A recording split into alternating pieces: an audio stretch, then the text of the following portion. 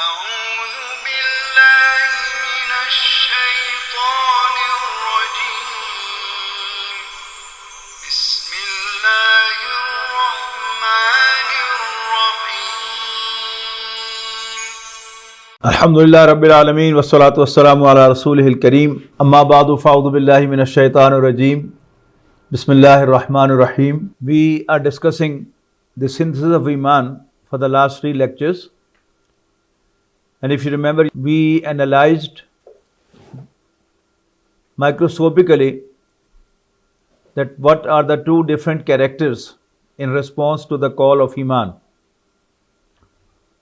Today we are going to discuss the same subject but at the surface. How those who are blessed by Iman by Allah subhanahu wa ta'ala look like, act like, and those who are banned by Allah subhanahu wa ta'ala for Iman, how they look like and how they behave.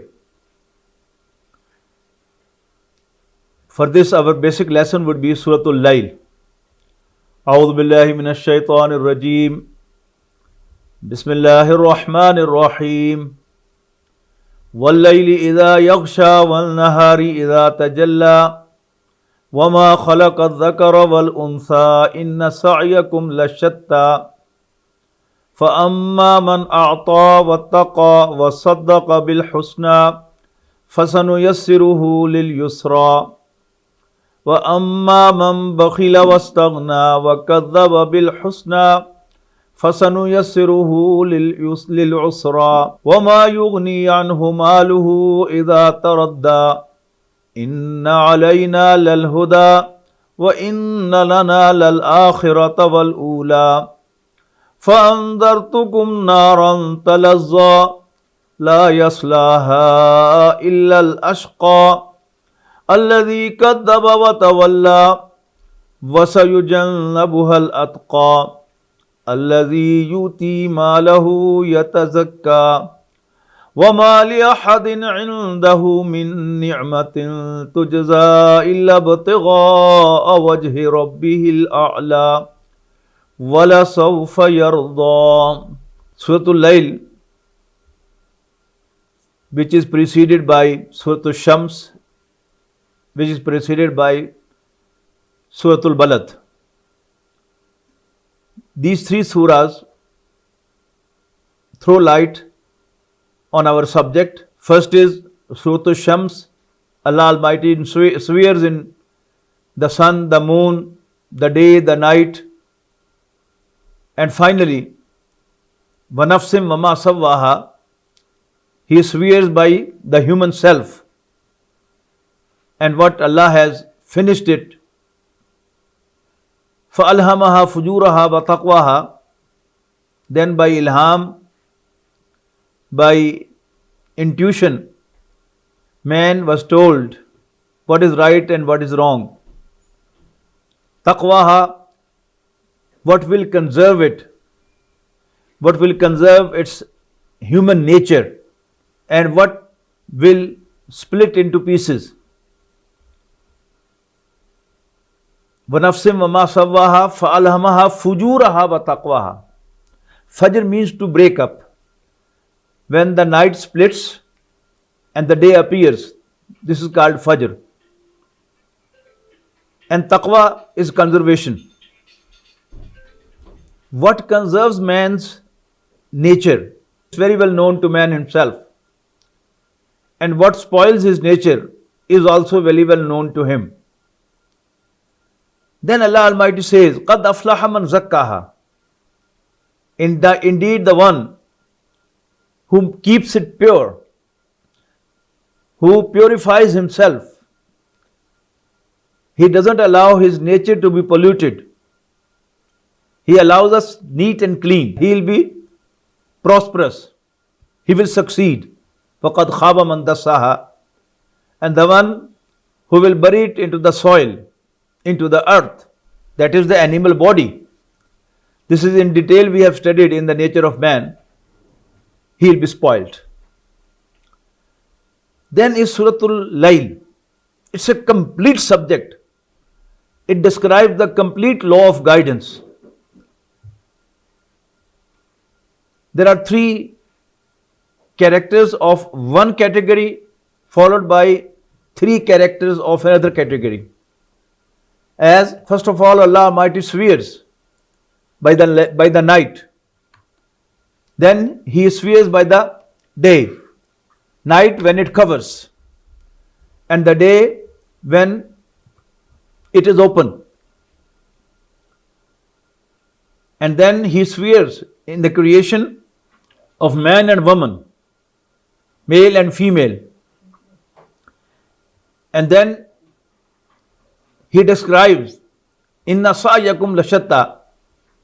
Indeed, your endeavors, your struggles, your pursuits are diverse.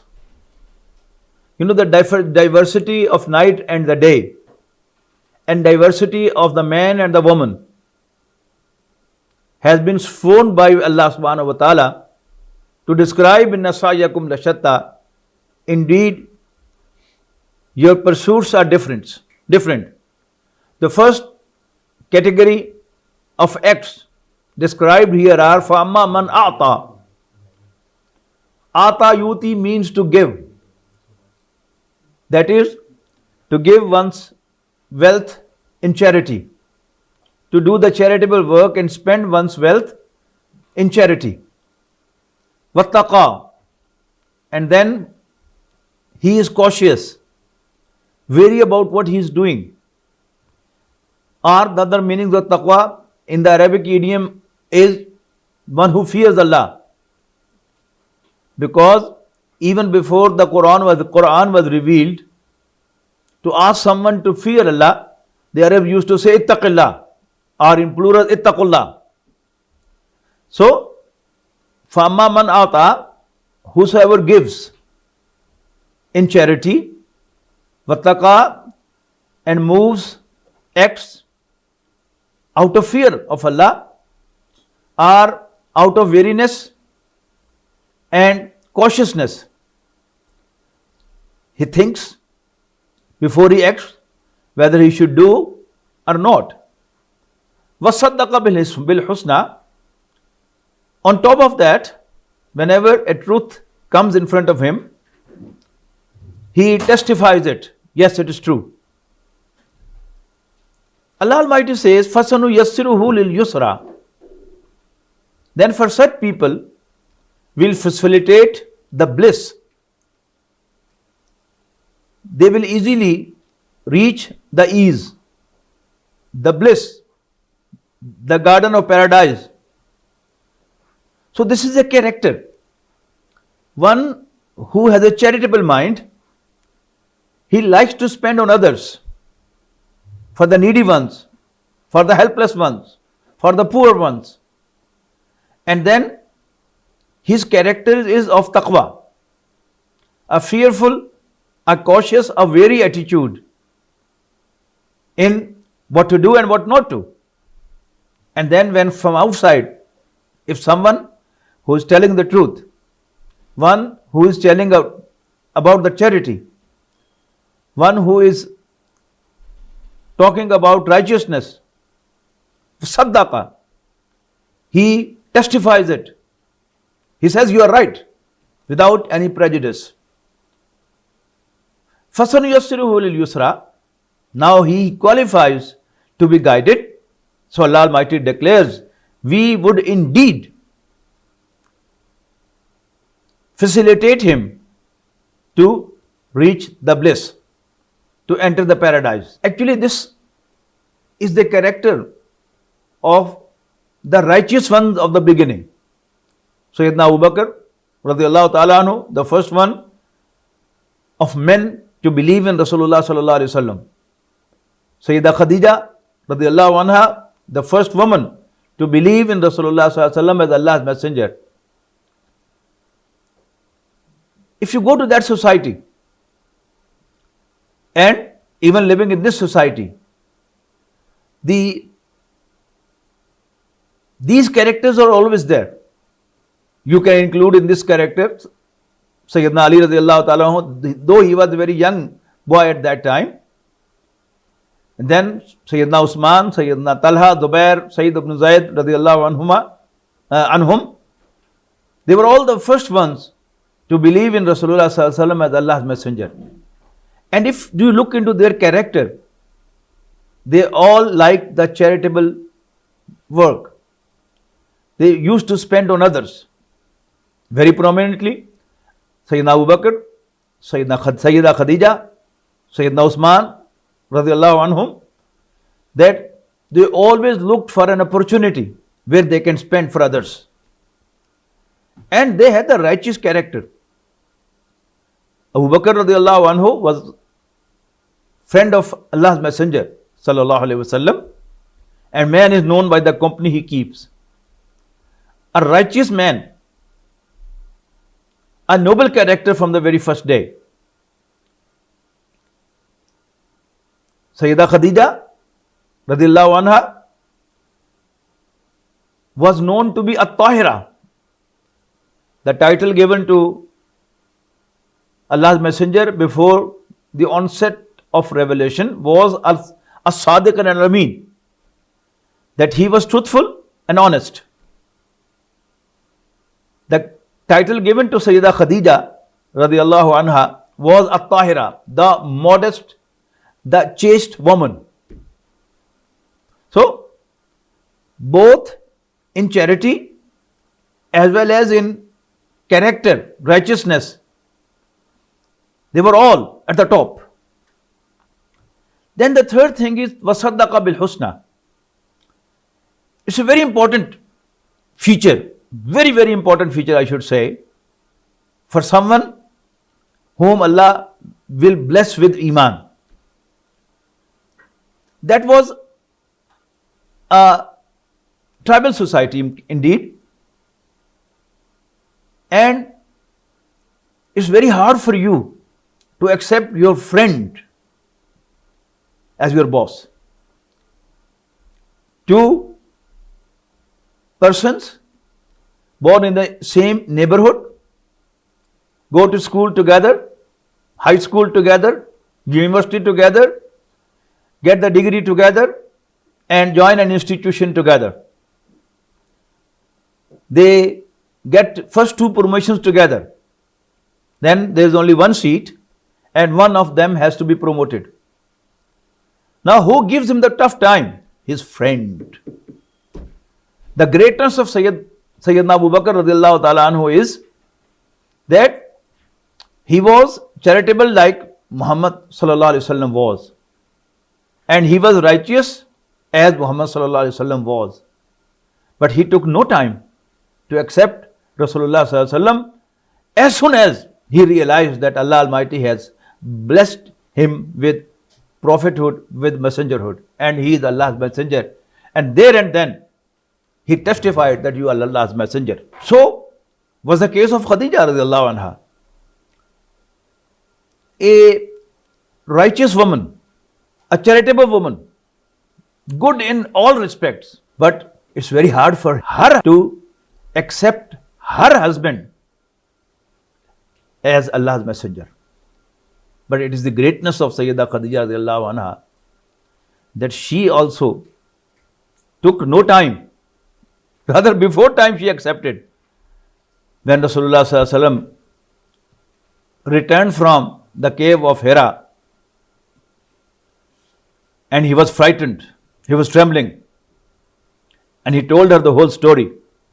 It was Khadija radiallahu anha who said to him that you are nice to others, you are charitable to the poor, to the needy. Your Lord will not leave you like this. Don't worry.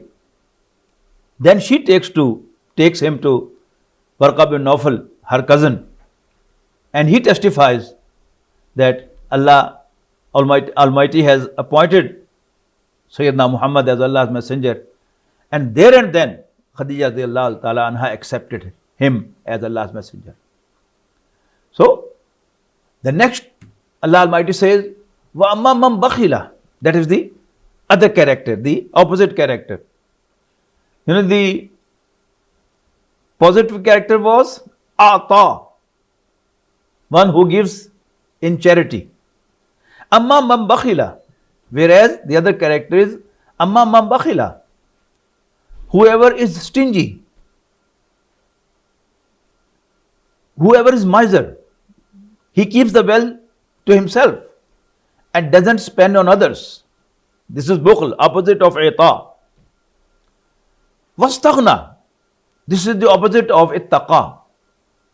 Ittaqa, as I translated, was cautious, wary, God-fearing. Vastaghna is careless, doesn't care about what he is doing and what he is not doing.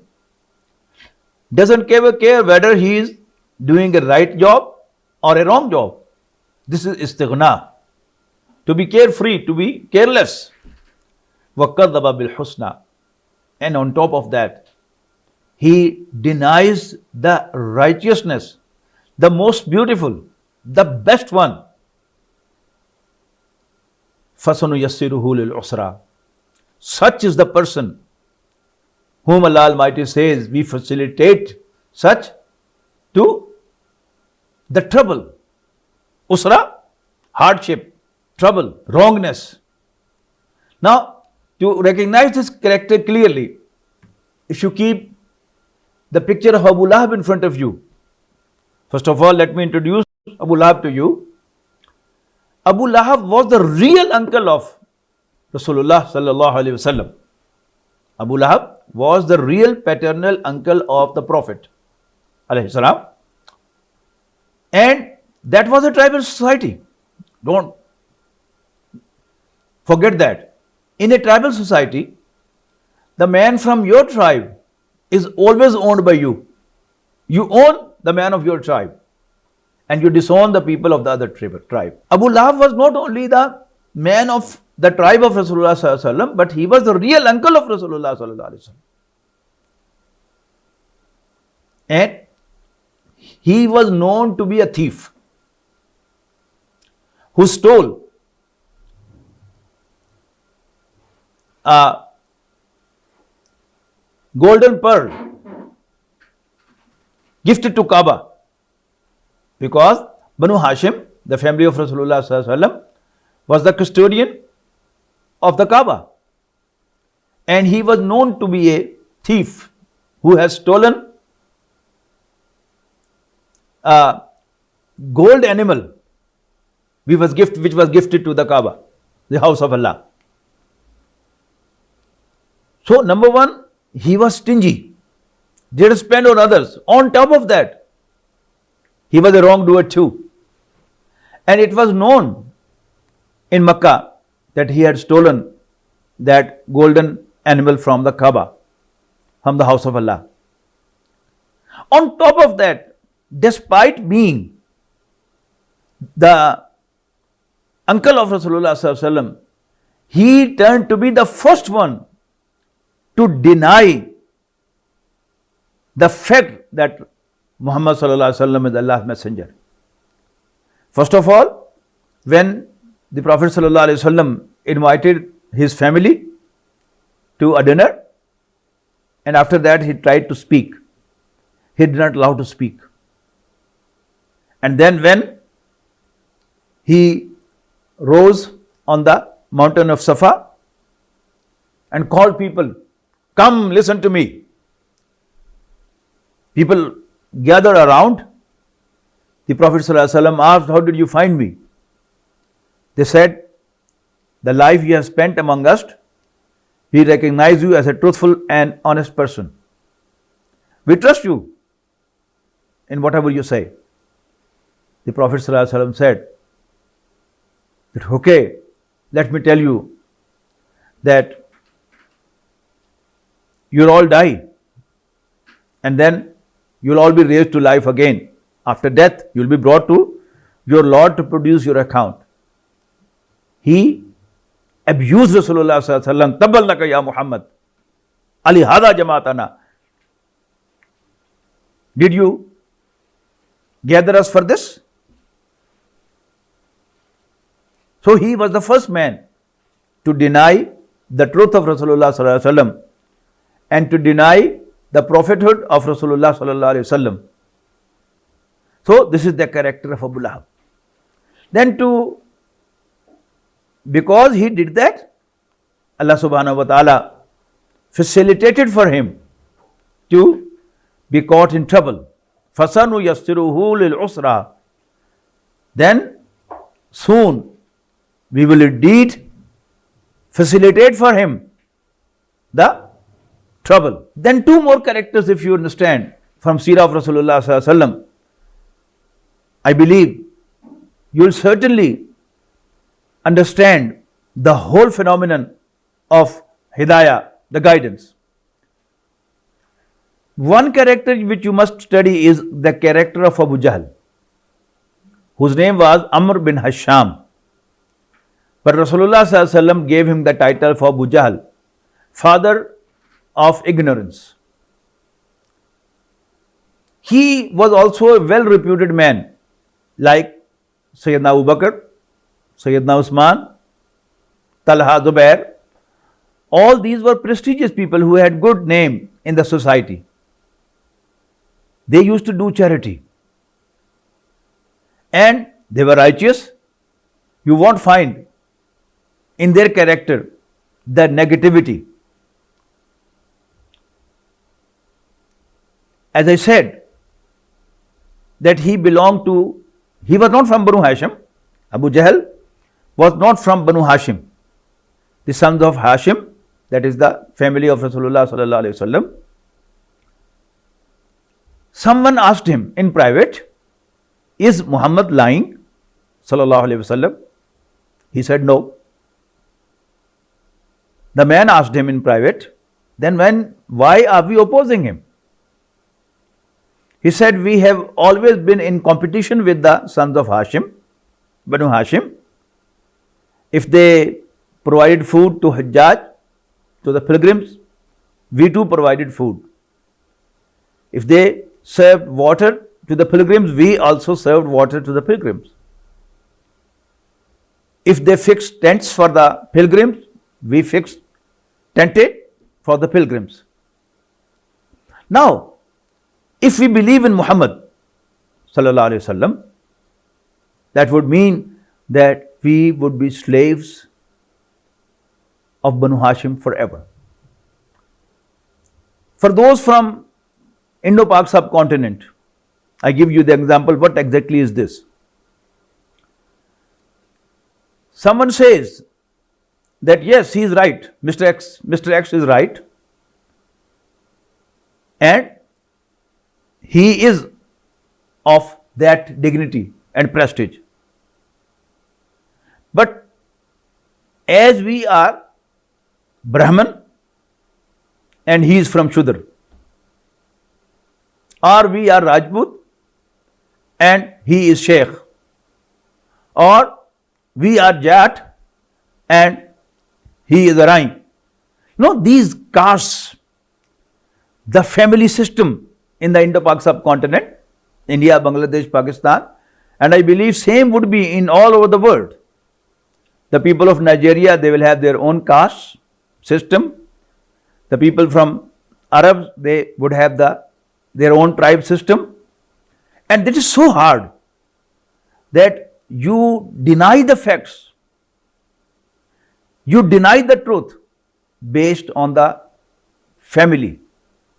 If someone from your family even lies, you will own him. You will stand by him.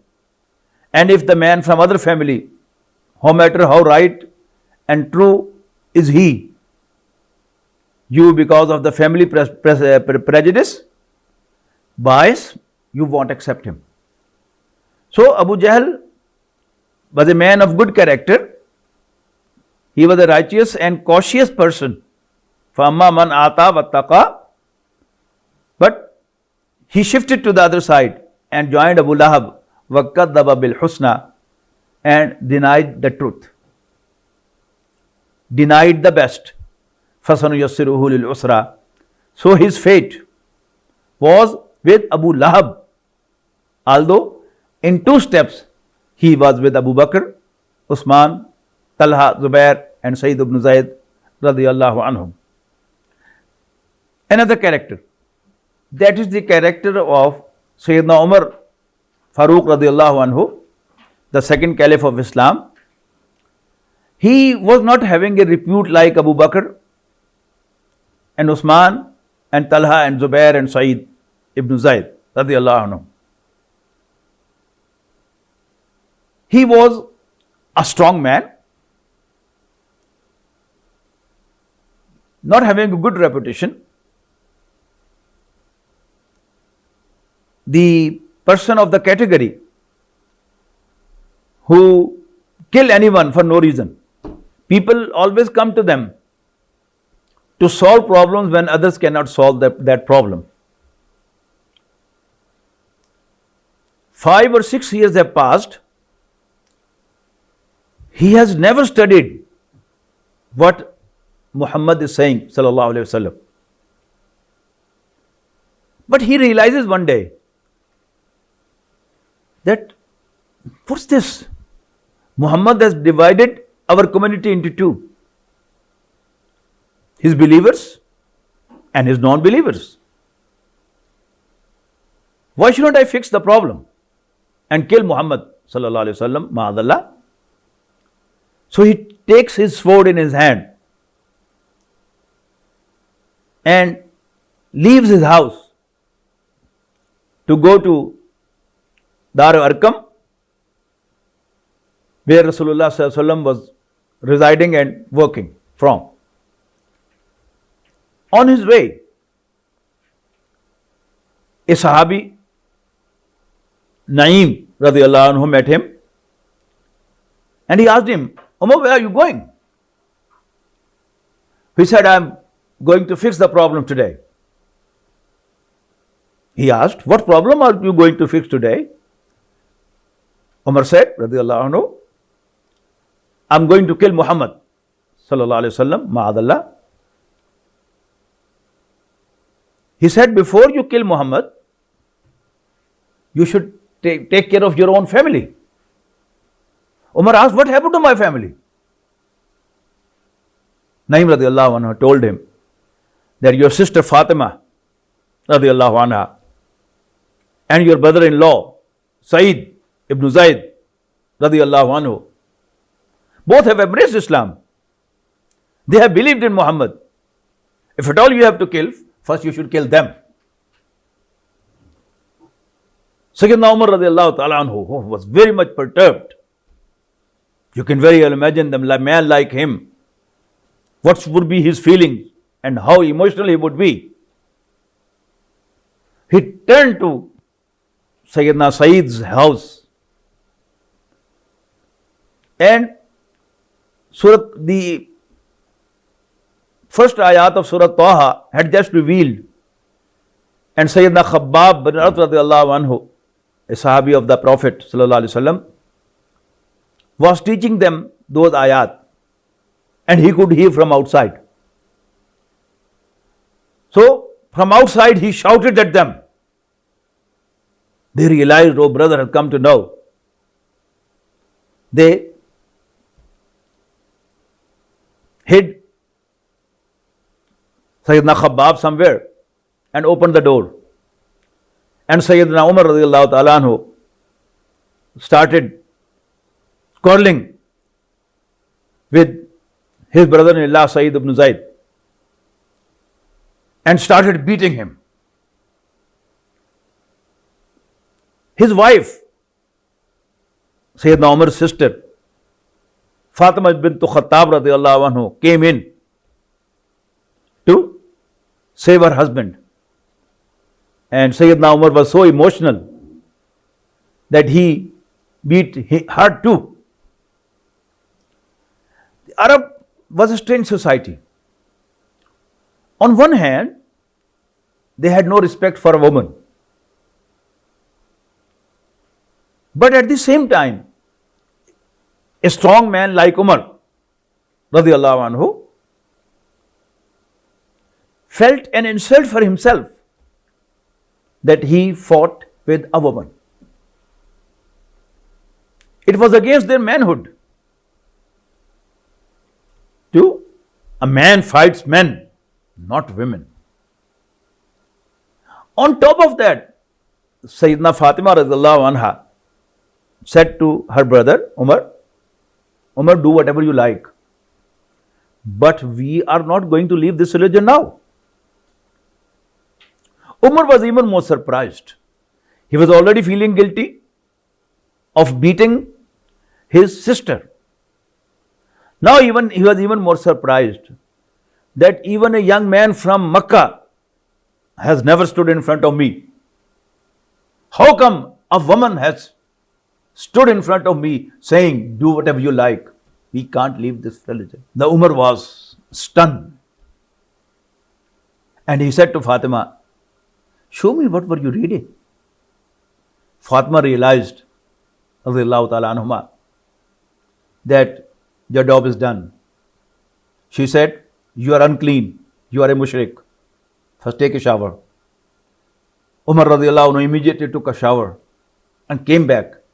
Show me what were you reading? The ayat of Surah Taha were read to him. Taha ma anzalna alayka al-Qur'ana litashqa illa tazkiratan liman yakhsha. Umar was reading these ayat, listening to these ayat, and he was changed altogether. And when the ayat finished, Umar radiallahu ta'ala said, Ashhadu an la ilaha illallah wa ashhadu anna Muhammadan Rasulullah sallallahu alayhi wasallam. I bear witness that there is no one worthy of worship except Allah. And I bear witness that Sayyidina Muhammad sallallahu alayhi wasallam is Allah's messenger. So, Sayyidina Umar radiallahu ta'ala anhu, in two steps, he was not with Sayyidina Abu Bakr and Sayyida Khadija and Usman and Saeed radiallahu anhu. He was vastaghna, having no idea what he is doing. A careless man. Whenever a truth came in front of him and he realized that this is the truth, Muhammad is really Allah's messenger and the Quran is really the word of God, he took no time to testify, Ashhadu an la ilaha illallah wa ashhadu anna Muhammad Rasulullah. So this is the whole picture. So his fate, his end was not with Abu Lahab. His end was with Abu Bakr, Uthman, Khadija, Sayyid ibn Zayd, Talha, Zubair, etc., etc. So this is the complete picture, that the one who has the character of giving. And then at the end of the surah, the ayat tell again about the charity. The surah starts with charity and it ends with charity. That the real thing is, the one who accepts the truth, he deserves to be guided. And the one who doesn't accept the truth, he doesn't deserve to be guided. In the end, it will be said that we have warned you of the fire, of the blazing fire. La yaslaha illa al-ashqa. No one will be casted into that fire except the most unfortunate one. Alladhi kadzaba wa tawalla, who denies the truth, who denies the best. Wasayujannabu hal atqa. You know, atqa is the superlative degree of muttaqi. The most cautious, the most wary, the most God-fearing will be kept away from that fire. Who is that one? Alladhi yuti malahu yatazakka. One who gives wealth to achieve self-purification. Then before Surah Shams, before Surah Layl is Surah Shams, which we have already talked about a bit. Then before that is Surah Al-Balad. Surah Al-Balad gives us another very beautiful picture, that who deserves to be guided. Allah Almighty says, La uqsimu bihadha al-balad. No, I swear by this town, Makkah. Wa anta hillum bihadha al-balad wa walidin wa ma walad. Laqad khalaqna al-insana fi kabad. Indeed, we created man in trouble. Alam najallahu aynayn wa lisanan wa shafatayn. Didn't we give him 2 eyes and a tongue and then 2 lips? Wa hadaynahu najdayn. And we directed him to 2 small hills, that is the breast of the mother. A new Mount Bibi. Who tells him that this is the food for him? And who tells him, who teaches him to suck? He sees with his eyes and then he sucks with his tongue and with his lips. So this is Allah's favor that Allah has done. But then Allah Almighty says, Ayasabu allan yaqdira alayhi ahad yaqulu ahlaktu mala lubada ayasabu allam yarahu ahad alam najallahu aynayn wa lisanan wa shafatayn wa hadaynahu najdayn falaqtaha al-aqaba. But man couldn't climb the steep hill. No, this is the steep hill. And what are the milestones of that hill? Fakku raqaba. To set the necks free. To free the slaves. Or those who are under debt, pay that much that they are free of debt. Then it'amun fi yawmin zi masghaba. And then to feed in the day of drought. Now when you have plenty of food, you pay to others, you serve others too, but if you have a danger that tomorrow you may not have anything to eat, you become stingy and you hesitate to serve the food to others. Allah Almighty is praising those who give charity, who give food in the day of drought. In the days when there is a shortage of food. Whom? Yatimam za maqraba. The orphan who is a kin, who is a close relative. It's a very dirty nature of man that he is charitable at a distance. He'll go to an orphanage, an orphan center, and give charity there so that he is given a respect. A label is put that such and such person, this charity to this hospital, this block was built by Mr. So and so, Madam such and such. But when you help your close relative, no one knows about it. Allah Almighty is praising. فَلَقْتَهَمَ الْعَقَبَةَ وَمَا أَدْرَاكَ مَا الْعَقَبَةُ فَكُّ رَقَبَةٍ أَوْ إِطْعَامٌ فِي يَوْمٍ ذِي مَسْغَبَةٍ يَتِيمًا ذَا مَقْرَبَةٍ. An orphan who is close relative, but you have some bias for him that his father insulted me, his mother stood against my mother, and things like that. So you don't want to help that poor orphan relative. But if you do that, then Allah Almighty says, ثُمَّ كَانَ مِنَ الَّذِينَ آمَنُوا. Had he done that, and then he would have been of those who believe, who have Iman. So if you view this picture in your mind, it shows that Iman is lying on the other side of the steep hill. If you climb that hill, you will find Iman on the other side. And if you don't climb that steep hill, perhaps you will not be able to reach Iman ever.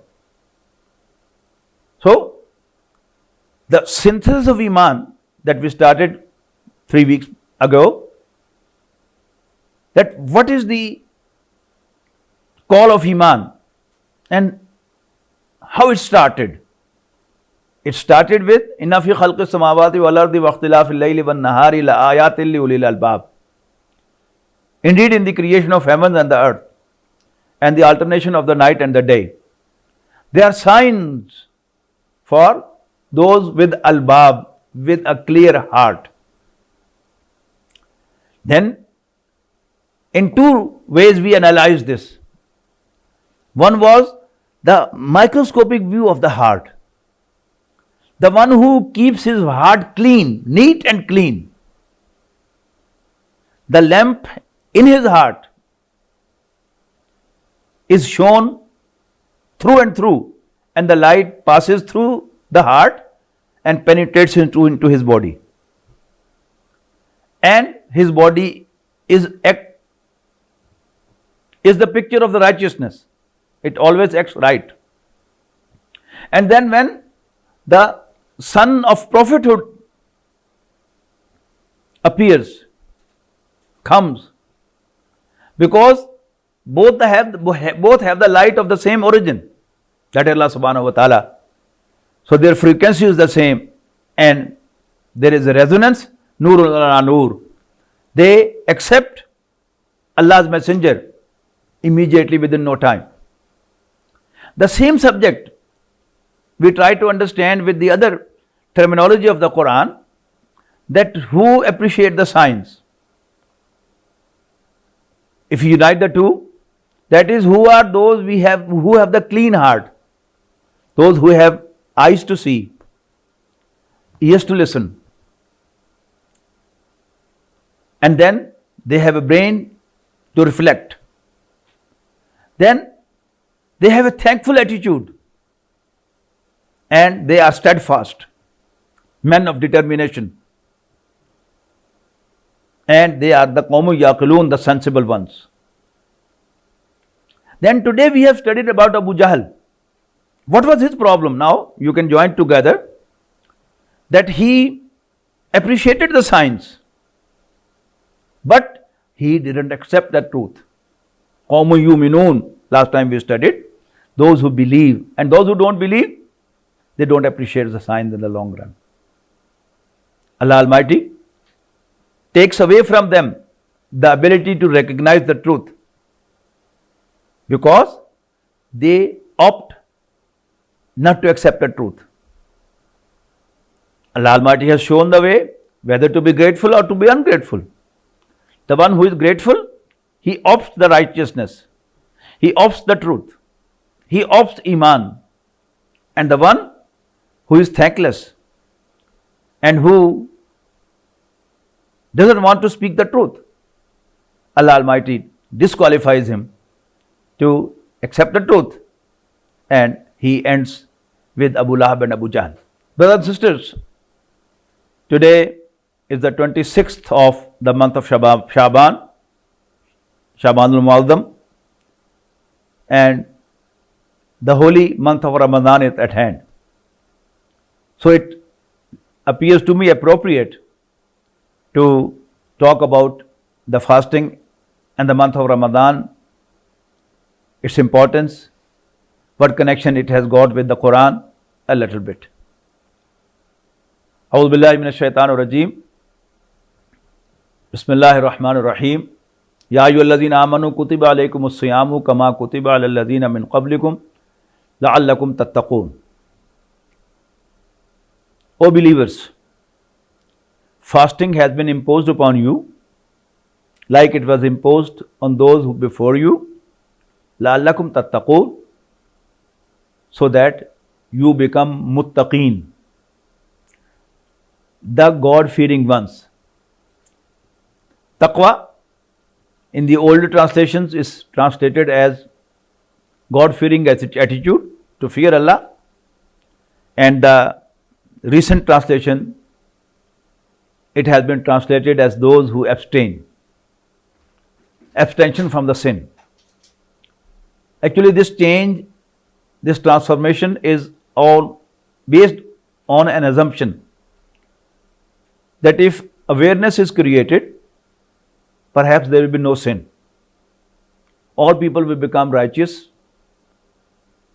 and there will be no sin in the society. It's a wrong assumption. We all know that traffic laws or for our benefit. But when we don't have the fear of having a ticket, we violate the traffic rules. But whenever we have a fear of being caught, of receiving a ticket, of being challaned, we become daring and we break the laws. Who doesn't know that smoking and drinking are injurious for health? But I haven't seen, you might have, any smoker who purchases a packet of cigarette and he reads on it, smoking is injurious for health, Ministry of Health, and he throws the packet into a bin. Have you seen ever? So the awareness is not sufficient. It's the fear. Whenever the law is enforced, and you find a notice in the toilet of the plane, the tempering of the smoke detector has a fine of $1,000. You won't find anyone tempering the smoke detector or trying to smoke in the toilet. So it is the force, it's the law enforcement, writ of the government, which makes you leave a sin, which allows you to act righteously. Now, how fasting is related to taqwa?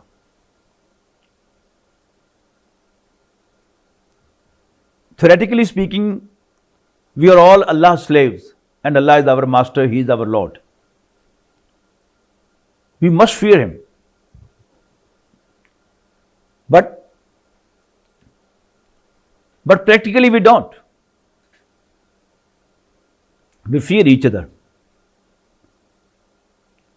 I'm a humble servant of the Quran. You listen to me, you listen to my lectures, you pay me your respect. Whenever I'll find any one of you around, I'll be cautious and wary. I'll try to act out of weariness. It means I fear you. In fact, I should fear Allah. What happens when we fast? In some part of the world, the psalm, the fast may be of 16 or 17 hours or even more. And you will be hungry as well as thirsty. And at home, you will be with your wife alone, none else at home. You will have a temptation to have a physical contact with her. But you don't. You won't. Why? Having the fear of Allah. Allah Almighty, who is my Lord, He has asked me not to eat from the Adhanul Fajr to Adhanul Maghrib, not to drink and not to have sex, even with my own wife. Everything is available. There is no one to stop me either. My father is not there, my mother is not there, my children are not there, my brothers, sisters, friends, others, no one is there. But we hardly eat. Actually, this is a practice. A famous Urdu Mufassir of the Quran, Maulana Amin Hasan Islahi, has quoted that the word Saum was used in the original Arabic language for a training of the horses. You know, horse and camel both are to ride. Horse is a swift ride. Camel is a slow ride. On the other hand, camel is a rough and tough animal, and it can provide you service for 2 weeks without taking anything or drinking. Whereas horse doesn't work when you don't provide your horse food, you don't serve your horse water, or even a horse needs scratching.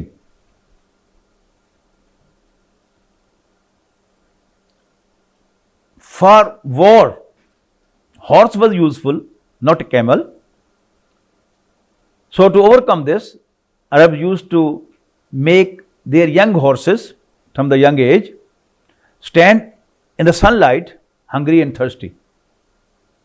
Initially for 15 minutes, then half an hour, then 2 hours, 4 hours, to train him for war.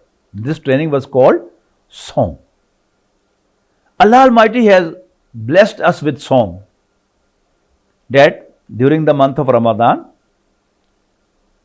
starting from the Adhan of Fajr prayer to Adhan of Maghrib prayer, from dawn till sunset, don't eat, don't drink, and don't have physical relation with your wife. This is song. How it helps? For 1 month, when you go through this training, inshallah, it will help you, it will help us all to fear Allah in the other days too. Then Allah Almighty says, Shahru Ramadan alladhi unzila fihi al-Quran. Month of Ramadan is the one in which Quran was revealed. Which Quran? Hudal lin-nas, which is a guidance for mankind. You have wealth, you have property, you have children. But if you don't have guidance, they are all useless. But if you have guidance, but little property, you will earn a lot. For example, two individuals, they start their business on the same day, one with 50 million and the other with 10 million. But the one with 10 million, he has the know-how, the guidance. He knows how to do a business. And the one with 50 million doesn't know how to do a business. It's very likely that after 1 year or two, the one with 50 million may be bankrupt, and the one with 10 millions only may make 50 millions. The difference is guidance. You have wealth, you have property, but no guidance. You will be of those which we have just talked, that amma man bakhila wastaghna wa kadhaba bil husna fasanuyassiruhu lil usra. But if you have little property but guidance, then inshallah you will earn paradise from that little property. Likewise, you have children, but you don't know how to raise them. They will be so suitable for you when they will become young. Whereas you don't have children, or you have children but you know how to raise them up, they will be very fruitful for you when you are old. So Quran is the guidance. So this is the best favor that Allah Almighty has given to mankind, the revelation of the Quran. The month of Ramadan has been given two things very special to mankind, for mankind. One is fasting during the day. So by fasting, you give your conscious mind, your heart, a control on your animal self. And when you don't eat, don't drink, and you don't have your relation with your wife, you weaken your animal body. And then during the night, you strengthen your soul. You strengthen your ruh through the recitation of the Quran.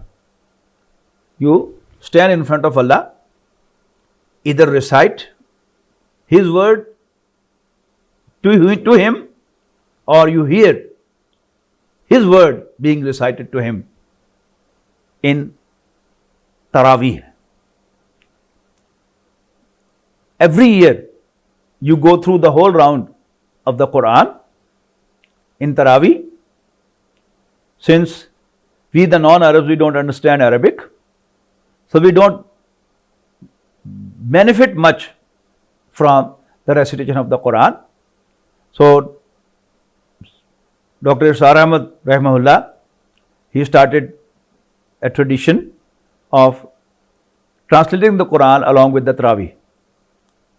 So we also follow in our center, Quran Academy, Faisalabad, the Salatul Isha will be held at 8:30, inshallah, and we'll start the translation of the Quran at 10:30, inshallah, and we'll try to finish by 1 o'clock Pakistan time.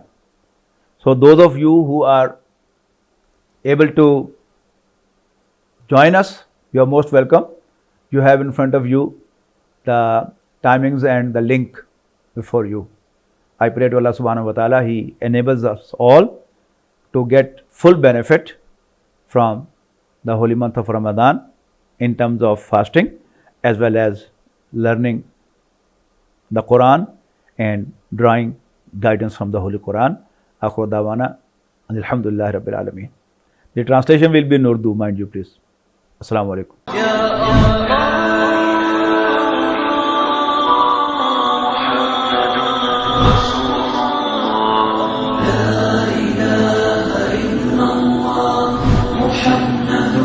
رسول الله